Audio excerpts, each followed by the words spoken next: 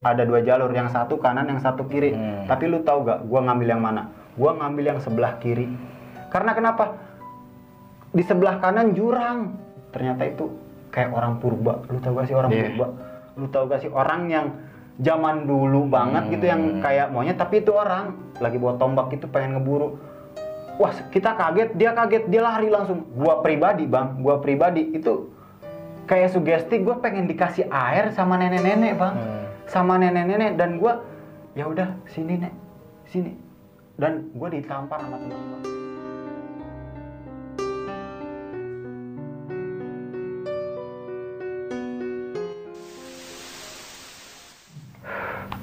Assalamualaikum warahmatullahi wabarakatuh. Balik lagi bersama gue Indra di Besok Pagi. Pada momen kali ini gue kedatangan salah satu narasumber dari negeri seberang. Nih pokoknya cukup jauh banget. Dari mana, Jar? Dari Parung Panjang. Parung Panjang ya, gokil. Parung Panjang, Kabupaten Bogor. Planet terluar dari Bogor ya. Parah ya.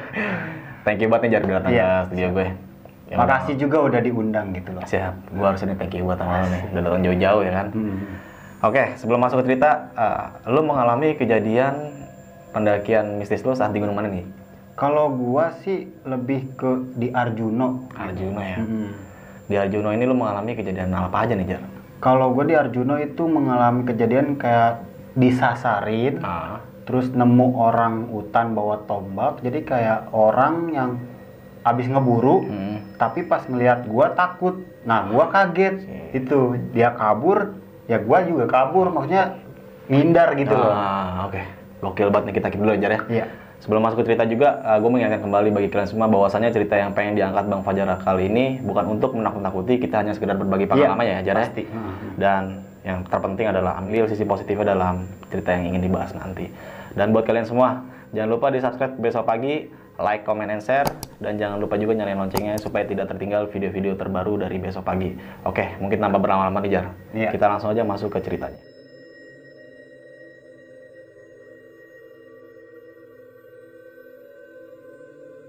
Sini gue bakal nyeritain tentang perjalanan gue di Gunung Arjuno, yaitu gunung yang lumayan tinggi gitu kan, tapi pemandangan indah gitu.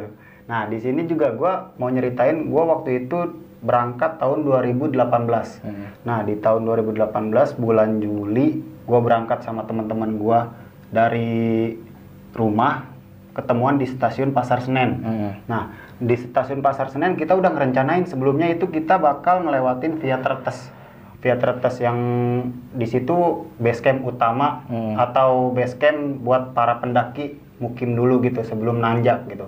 Nah, sebelum itu juga gue juga gue berangkat dari rumah ke stasiun Pasar Senen, semuanya alhamdulillah udah diperlengkapin, semuanya udah prepare, udah lengkap lah peralatan gue, dari mulai matras, sleeping bed, semuanya udah rapi, tinggal berangkat. Nah, udah ketemuan di stasiun Pasar Senen, gue berangkatlah ke stasiun Surabaya waktu itu.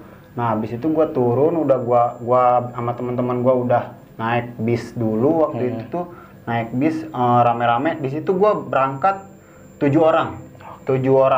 Gue berangkat 7 orang yang nggak bisa gue sebutin namanya satu-satu, tapi mereka adalah teman-teman gue dari pesantren Ummul Qura gitu.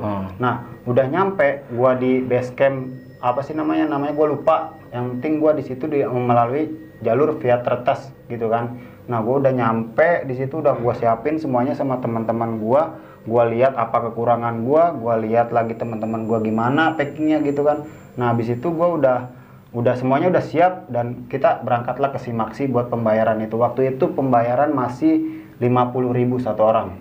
Nah, masih 50.000 satu orang buat kumpulin dari teman-teman gua, kolekan buat naik Gunung Arjuno. Nah, di sini juga gua waktu ngumpul itu ternyata ada satu orang yang kayak misalkan gua gak enak badan. Wah, di sini gua udah mulai punya perasaan gak enak nih, kenapa bisa gak enak badan pas pengen nanjak gitu loh.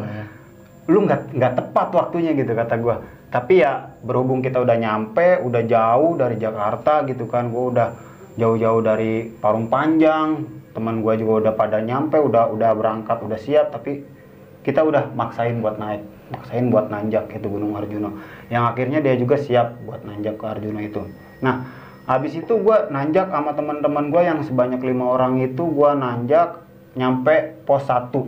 Pos di mana pos itu pos mata air. Iya. Nah, di situ kita nyiapin peralatan air kita, di mana berapa orang, satu orang itu waktu itu kita satu orang itu bawa 2 aqua yang gede.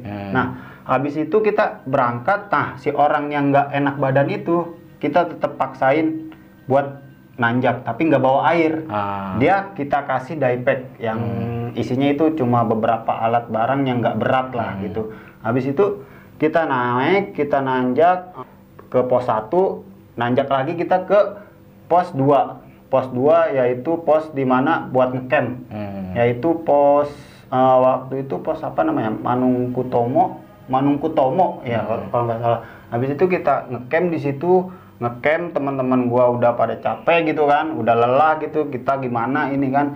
Nah, si teman yang gua sakit ini kita udah suruh tidur, kita udah suruh dia buat di tenda duluan, kita semuanya di luar dulu. Kita gimana ini, orang teman kita apakah udah suruh turun aja apa kita tetap lanjut. Nah, di situ teman-teman gua briefing mendadak, gua briefing kalau kita itu udah terlanjur datang, men. Kita udah terlanjur datang ke sini, terus kita juga rencana bakal lintas. Jadi kalau kita turunin teman kita lagi itu, kita bakal repot urusannya. Kita bakal repot. Jadi ya oke lah, apa boleh buat gitu, kita nanjak aja. Dan teman gue yang sakit itu pun dia tetap ayo gitu, ayo. Habis itu gue udah nanjak, nah di situ tuh di pos 2 itu parah sih kejadian, parah. Gimana ya? Kalau kata gue sih gimana ya, itu ada tempat tenda lumayan gede, itu kirain gua itu buat apa sih namanya, gua taunya pas di bawah ya, gua taunya pas di bawah itu tempat buat tempat tidur atau apa gitu. Ternyata pas gua udah telusuri, gua udah diceritain di bawah sama orang campnya itu, orang base campnya itu, ternyata tempat mayat kalau digotong dari atas. Itu wah anjing, gua langsung apa sih namanya, ternyata kita ngecamp di tempat mayat. Ya. Dari situ gue mikir ya, dan yang gue lakuin itu di situ, lu tau gak ngapain gue? Kita foto-foto, kita udah apa sih di tempat yang tinggi itu kayak petilasan gitu loh, tembok batu zaman dulu banget itu. Habis itu kita foto-foto di situ. Nah, ada satu kejadian kita kayak ngebakar petilasan gitu. Itu kacau banget sih itu orang. Tapi kita nggak mikir gimana dampaknya ya. Kita nggak mikir, kita asal ngelakuin doang. Kita udahlah bakar segala macem. Soalnya kita mikir daripada dikubur mending kita bakar sampah itu. Nah, si sampahnya ini dibakar di tempat petilasan. Wah parah itu bang. Gue udah habis itu nggak tahu apa-apa, nanjak lagi, naik lagi. Gue sampai ke namanya hutan apa gitu, gue lupa namanya, pada tinggi, pokoknya tinggi pohon-pohonnya. Gue istirahat di situ, rehat sejenak, dan temen gue yang sakit itu alhamdulillah udah sehatan, udah mendingan karena udah minum tolak angin juga. Habis itu kita lanjutin lah. Habis ngecamp itu kita nggak ngecamp lagi. Nah tapi di perjalanan itu kita sempetnya ngomongin masalah porno. Lu tahu gak sih? Parah gak sih menurut lu itu? Itu kita ngomongin gimana sih ya? Ngomongin porno di atas gunung. Itu gua nggak paham lagi kenapa bisa kepikiran sampai situ. Soalnya kita ngerasa pede, 7 orang nanjak ke Arjuna itu, kita pede lah kalau ada apa-apa ya kita bisa saling bantu gitu kan. 7 orang itu kalau ngelihat apa-apa kita bisa turun langsung. Tapi di situ gua masih sempetnya ngobrolin porno. Wah itu kacau banget men. Habis itu gua ya udahlah ngobrolin itu sepanjang jalan itu sampai puncak itu gua tetap ketawa-ketawa ngebahas itu, dan nggak tahu kenapa gua ngerasa pede aja udah ngomongin kayak gitu, karena sekiranya gua itu cuma sebuah lawakan gitu, kayak gimana sih, lelucon gitu. Kayak lelucon biar kita tuh nggak capek, maksud gua gitu. Nah di perjalanan habis puncak ini gua ngalamin kejadian di mana gua panik sepanik-paniknya, takut setakut-takutnya. Habis di Gunung Arjuna itu, habis ke puncak itu, habis kita foto-foto, jadi kita jalan kita misah. Ranger pertama dia pengen duluan karena biar bisa masak di tempat yang savana itu, biar bisa di savana itu dia masak. Jadi si ranger ini yang ketua gua ini sengaja duluan, dia biar bisa masak duluan, jadi pas kita datang ke situ udah ada. Tapi itu semua di luar ekspektasi. Dia duluan berangkat, kita terakhiran. Di situ yang waktu ketinggalan itu ada 5 orang. Yang ketinggalan itu 5 orang. Jadi yang 2 orang ini duluan, mereka duluan berangkat. Kita masih foto-foto lah, yang namanya kita puas kan gitu. Itu walaupun seret banget ya, itu udah kita kehabisan air. Itu kehabisan air sama sekali, mata air. Soalnya gimana ya, kita udah habis di pos yang tadi kita ngecamp itu, yang bakar-bakar itu. Kita udah habis semuanya peralatan, perlengkapan air, yang akhirnya kita dehidrasi parah banget itu di situ. Kita sampai nelen ludah gitu biar seretnya itu hilang. Nah, habis dari puncak yang berlima ini berangkatlah. Pengen turun, tapi di sela-sela pengen turun kita leha-leha gitu, leha-leha lah kayak gua bakal nyampe ini, santai aja sih, lu buru-buru amat gitu kan. Kita udah mau turun, ini lintas kita itu dari Pietertes mau ke bawah itu kita lintas. Habis itu setelah gua jalan sama teman-teman waktu itu, kebenaran gua yang mimpin 5 orang ini. Gua yang mimpin 5 orang ini buat turun. Tapi di tengah-tengah jalan itu sumpah itu, tahu gak, yang 2 orang itu padahal nggak jauh men, nggak jauh dari jarak gua yang pengen berangkat itu. Nah, pas gua pengen turun, di situ ada dua jalur, yang satu kanan, yang satu kiri. Tapi lu tahu gak, gua ngambil yang mana? Gua ngambil yang sebelah kiri. Karena kenapa? Di sebelah kanan jurang semua itu. Gua ngelihat, wah nggak mungkin ke sini. Nggak mungkin ke arah kanan. Lu lihat jurang doang ya kali gitu kan. Pas mereka lihat ya emang bener jurang. Abis itu kita turun ngelewatin jalur kiri, kita turun ngikutin tanda batu itu. Nah, di pertengahan ini alhamdulillah gua nemuin satu aqua yang berisi air, dan air itu bukan air bersih ya, air lumut. Tapi ya berhubung dingin kali ya, posisi dingin, terus airnya juga dingin, kita ya minum sedikit-sedikit gitu kan. Soalnya buat ngilangin seretnya kita itu udah parah banget seretnya, sampai dehidrasi lah. Kita udah turun ngikutin ilalang, tapi emang bener itu jalur. Gua nggak tahu jalur apa, gua nggak tahu itu jalur ngelewatin mana, itu nggak tahu. Gua udah turun aja sampai akhirnya kita turun dari puncak Arjuno itu. Ya gimana ya, nggak tahu lagi ini kok teman kita nggak ketemu padahal jaraknya deket gitu loh. Padahal ya beberapa menit lah setelah gua istirahat, ya udah yuk, mereka udah berangkat gitu. Tapi nggak kekejar-kejar. Nah, sadar-sadar kita pas di ilalang yang tinggi-tinggi itu, kita kayak, wah ini nggak bener sih, ini nggak bener. Ini kita udah ketinggalan jauh. Tapi di ketinggalan jauh ini mana mungkin sih orang itu secepat itu, teman kita itu. Jar, nggak mungkin, lu jangan ngada-ngada deh. Kita pengen ke atas lagi itu udah nggak kuat. Soalnya kenapa, kita udah satu dehidrasi, logistik kurang gitu kan. Habis itu kita megang teh doang, lu tau kan teh celup doang itu. Habis itu kita ya udah mau gimana lagi, kita ikutin aja jalur ini. Setelah setengah jalan itu udah hampir 2 jam kita turun dari puncak Arjuno itu, hampir 2 jam itu nggak ketemu-temu. Itu gua turun dari atas itu jam 1. Nah, di tengah-tengah itu udah hampir 2 jam, jam 3 kita rehat sejenak di Ilalang Gede. Ini jalur bener, ini jalur. Itu sama sekali nggak ada yang tahu jalur.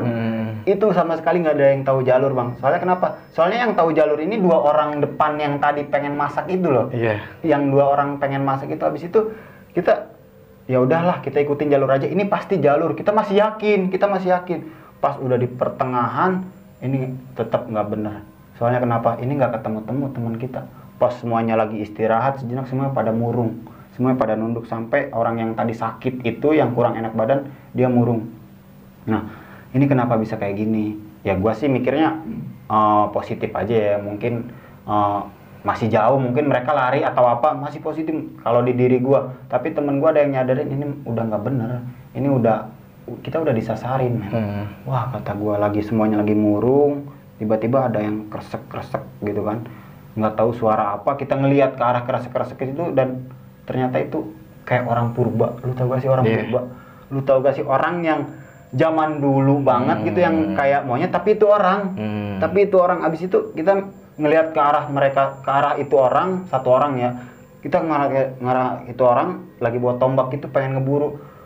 Wah, kita kaget, dia lari langsung. Ada yang pengen ngejar tapi ya gimana orang mau ngejar? Ini bukan kawasan kita. Kita langsung pada udah diem aja di sini, udah diem aja.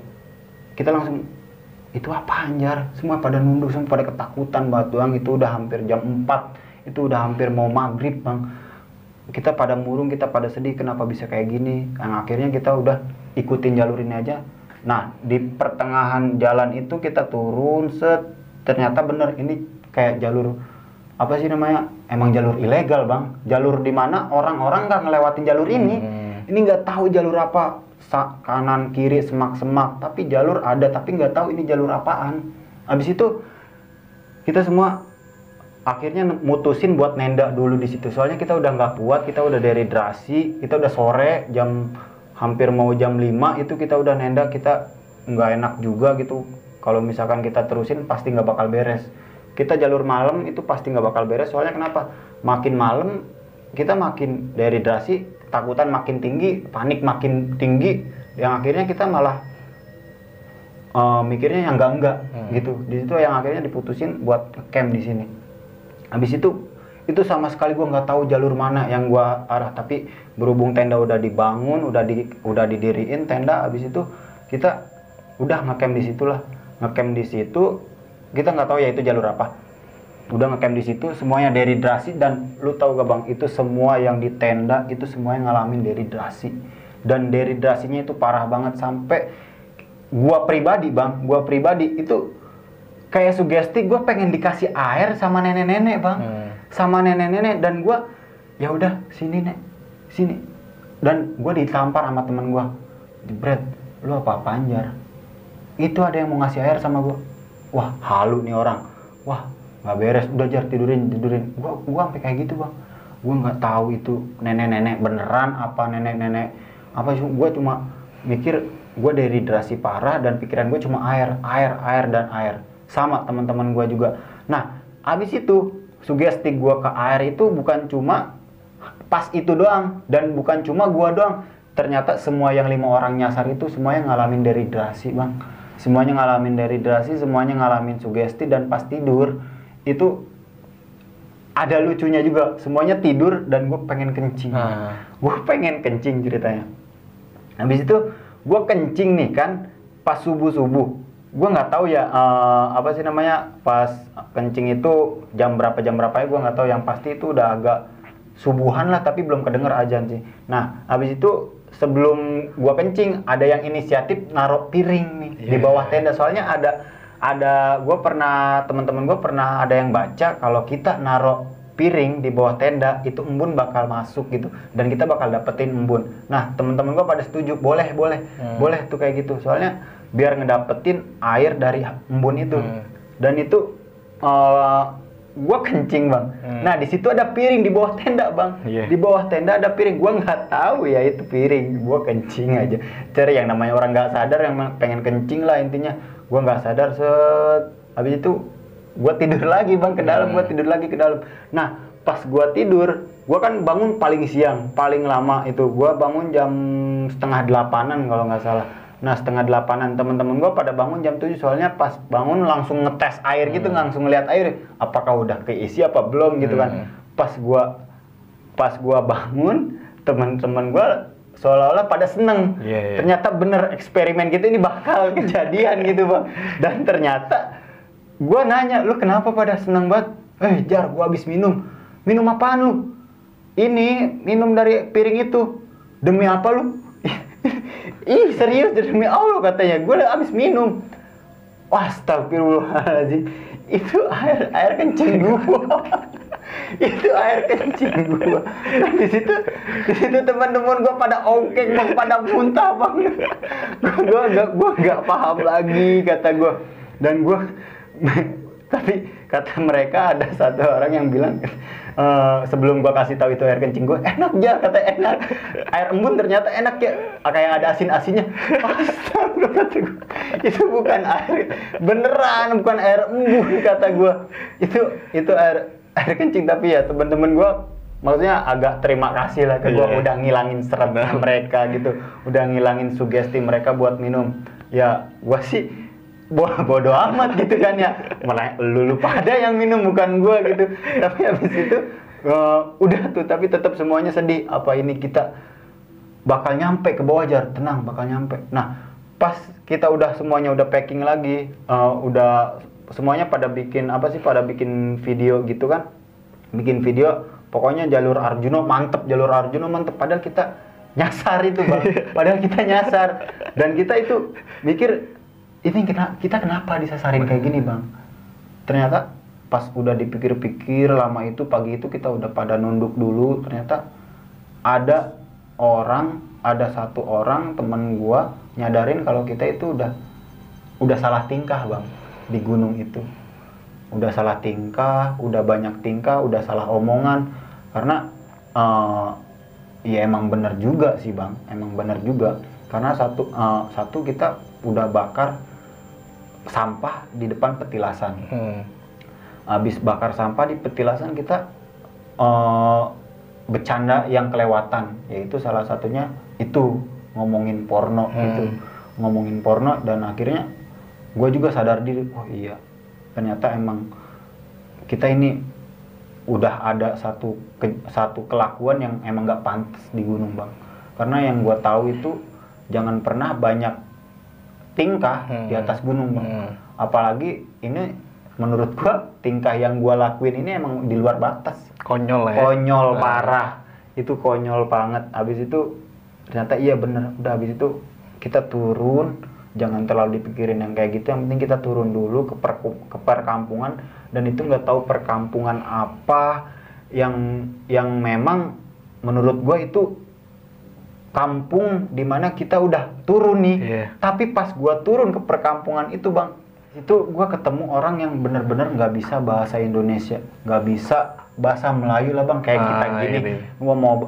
Mereka cuma bisa bahasa Jawa, dan kita astagfirullah, ini kita ketemu lagi sama tapi nggak apa-apa lah, kita semua nangis, kita semua pelukan, alhamdulillah kita udah turun, kita udah bisa ketemu perkampungan, kita udah senang banget. Nah nggak lama ternyata ada tim di mana tim itu tim penyelamat gitu, tim penyelamat dari warga sekitar yang teman kita berdua itu ngelaporin atau apa gitu. Kita nggak tahu, mereka nyamperin ke kita dan kita itu suruh balik lagi gitu bang, nggak tahu buat apa. Yang pasti kita nurutin lah, yang penting kita udah ketemu perkampungan, kita udah ketemu tim, kita udah ketemu, ya udah selamat lah intinya. Kita udah lega, udah plong banget, ya Allah kita bisa turun dengan selamat. Habis itu kita udah turun, udah ketemu sama tim penyelamat itu, kita disuruh balik lagi buat minta foto kalau kita tuh habis kesasar. Gua digendong, teman gua dirangkul, itu buat difoto gitu kan, buat difoto. Tapi gua nggak apa-apa lah, yang penting gua udah selamat. Mau dijadiin dokumentasi sama mereka ya udah nggak apa-apa lah, yang penting gua selamat dulu. Habis itu gua dikasih nasi, gua dikasih makan. Habis itu ya intinya gua udah plong banget lah, gua udah ini. Dan gua nyadar di situ kalau gua udah punya perlakuan yang benar-benar nggak pantas di atas gunung. Dan gue minta maaf banget sama warga sekitar, khususnya sama gunung itu, Gunung Arjuna, yang benar-benar menurut gue itu udah nyasarin gue dan bikin gue sadar diri gitu kalau gue udah ngelewatin batas bercandanya itu bang.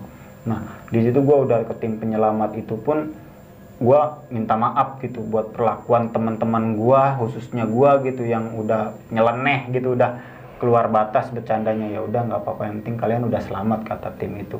Nah habis itu gue nangis, semuanya seolah-olah keluar dari zona hutan itu bang, yang nggak tahu itu jalur apa, yang nggak tahu itu jalur dilewatin apa enggak sama para pendaki itu. Dan ternyata emang bener itu jalur dimana jalur ya emang nggak ada orang pendaki. Terus kenapa, kata gue, bisa ada jalur yang nunjukin kita ke arah itu bang? Kenapa bisa? Apakah itu pelajaran, atau itu kita lagi diteror, atau kita emang lagi dikerjain gitu bang sama hal-hal gaib gitu kan? Tapi kita tetap kita ngelakuin itu semua emang ada sebabnya gitu. Dan gue nggak mau lagi bercanda di luar batas kayak yang di Gunung Arjuna itu, yang menurut gue itu udah fatal banget Bang. Mungkin itu aja sih Bang yang bisa gue ceritain.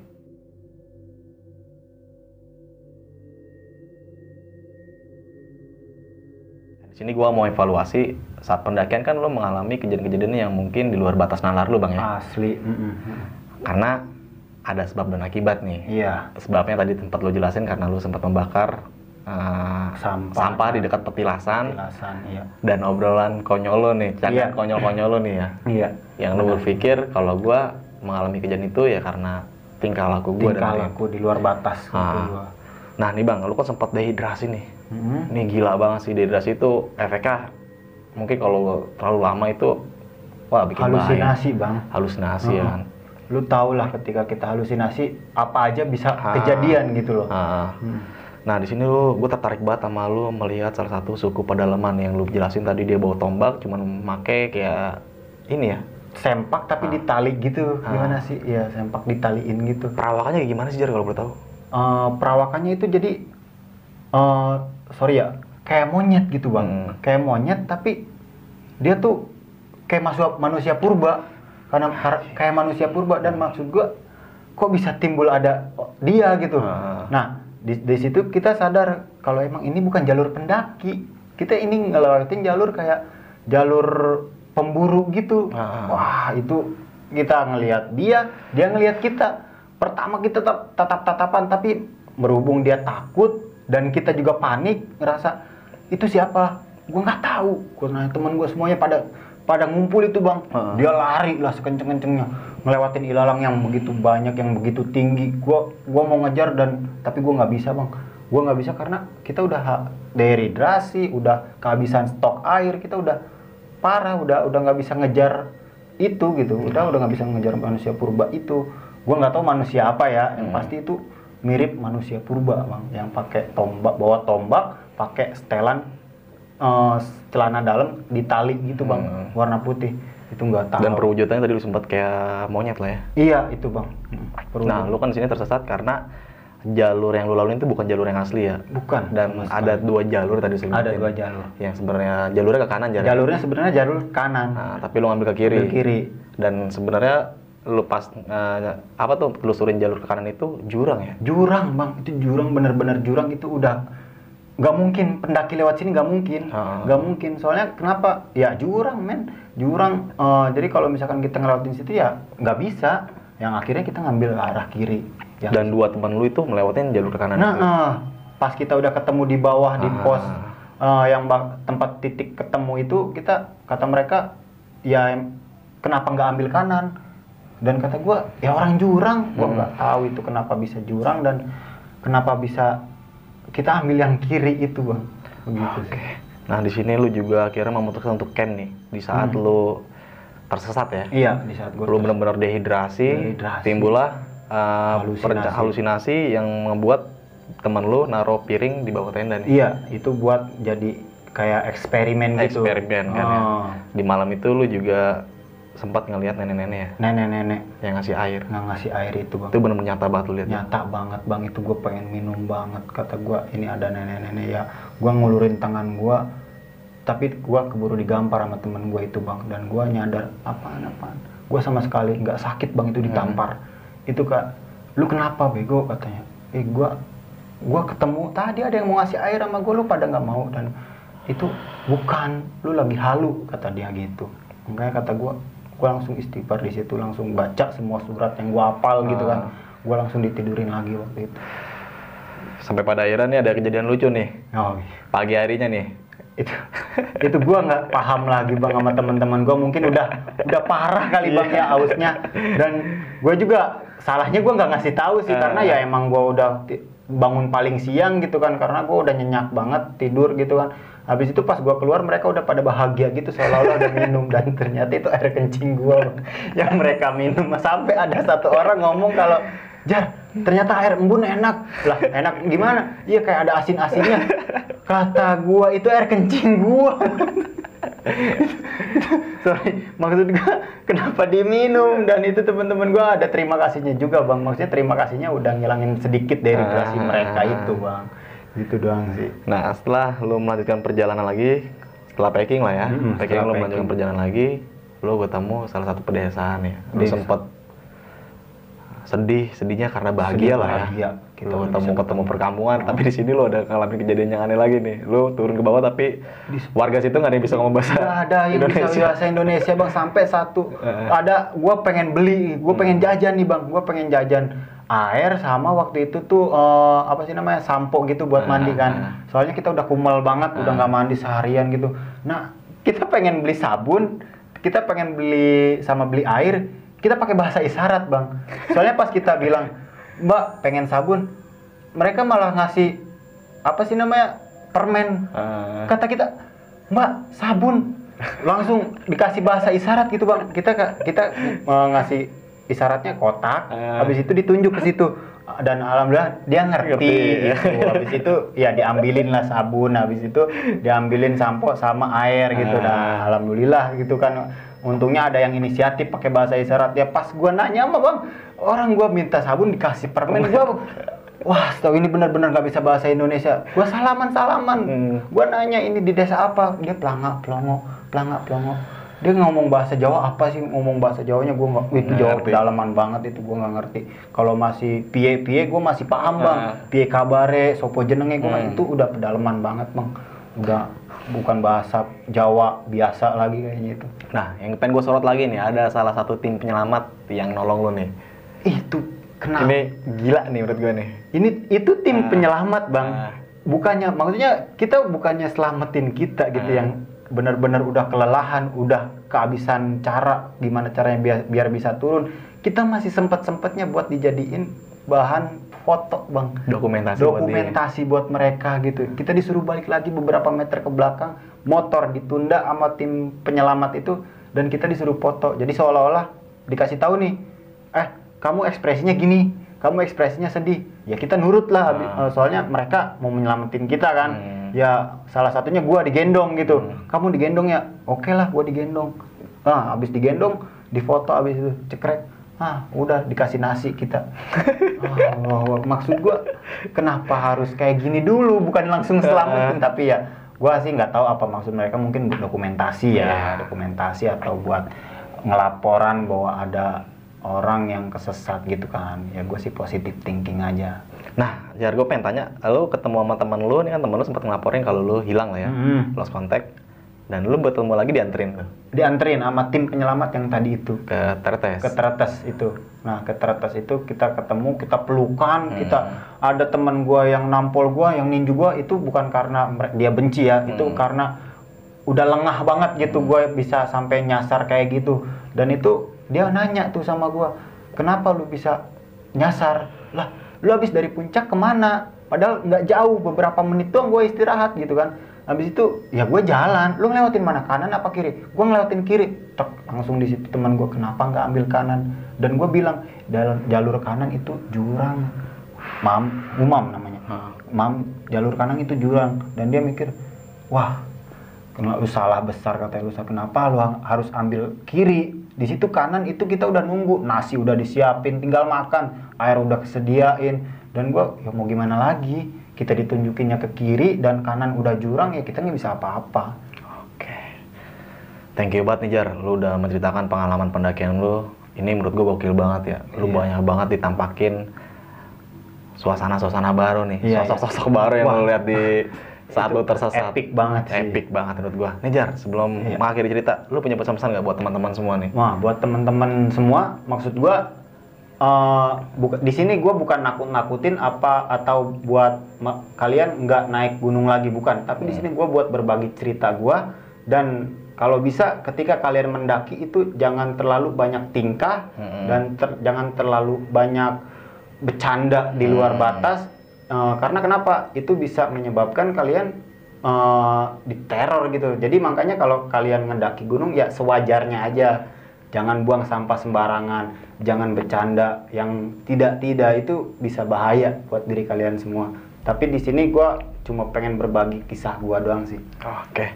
attitude dan sopan santun ya. Attitude dan sopan santun itu kita harus Dimanapun jaga. kalian berada lah ya, nggak Iya. mungkin nggak cuma di gunung aja nih, pokoknya dimanapun lu berada, di rumah, di kantor, atau iya. dimanapun attitude sopan santun perlu banget lu jaga. Iya. Bagaimanapun juga dua hal itu bakal ngejaga diri lu juga kalau lu jaga ya kan. Benar, iya.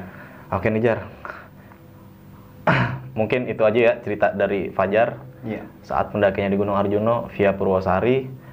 Dari gua mengingat kembali bagi kalian semua, buat kalian yang mempunyai cerita pendakian gunung, mungkin langsung bisa nanti di DM Instagram besokpagi.adf, nanti bakal gue cantumin juga di kolom deskripsi, atau melalui email besokpagi@gmail.com. Dari gue mungkin itu aja nih Jar. Iya. Kurang lebihnya mohon maaf. Semoga teman-teman bisa mengambil sisi positif dalam ceritanya Fajar kali ini. Dari gue Indra dan Fajar, saksikan video-video besok pagi berikutnya dan atau selanjutnya yang terbaru. Wassalamualaikum warahmatullahi wabarakatuh.